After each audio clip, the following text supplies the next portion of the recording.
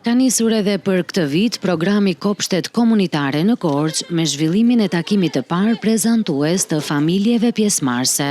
Për 3 muaj me radhë, ato do të kultivojnë produkte të ndryshme bujqësore në hapësirat pranë parkut japonez, duke u bërë njëkohësisht pjesë e aktiviteteve të ndryshme sociale që synojnë forcimin e komunitetit. Ka qenë interesant këtë vit bashkëpunimi me familjet, sepse kemi familje të reja nga vitet e kaluara, për shkak se kemi hapur një shpallje publike. Të gjitha familjet që kanë qenë të interesuara janë regjistruar në linku, janë kontaktuar dhe është bërë një databazë me kontaktet e tyre. Kështu që besoj ky vit do të jetë më interesant, sepse janë familje të reja, frymë re dhe një komunitet i ri që do të lidhet dhe do të ndërveprojë me njëri tjetrin. Një prej familjeve që është bërë pjesë e kësaj nisme prej vitesh, ndan eksperiencën pozitive, duke theksuar rëndësinë e bashkëpunimit dhe përfitimeve që sjell ky program. Ne si familje kemi qenë prej vitesh që në fillesat e kësaj nisme dhe kemi mbjell kultura të ndryshme dhe ka qenë një eksperiencë shumë e bukur pasi jemi socializuar me shumë familje të reja.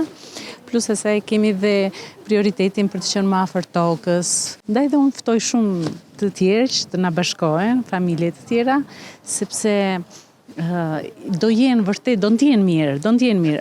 Unë ju them që të vinë ta provojnë. Pastaj jam e sigurt se unë dhe familja ime që s'jemi ndarë asnjëherë këtij projekti, do të jenë edhe ata bashkë me ne.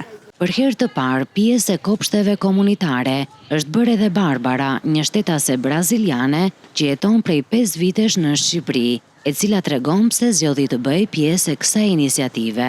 Unë quhem Barbara Peazoli, jam braziliane, jetoj në Shqipëri që prej 2021, edhe kisha shumë qejf të merrja pjesë sepse jam agronome, kam bërë universitet për agronomin. Mendova edhe për mundësi të takoja njerëz të rinj, të bëj miqësinë të reja.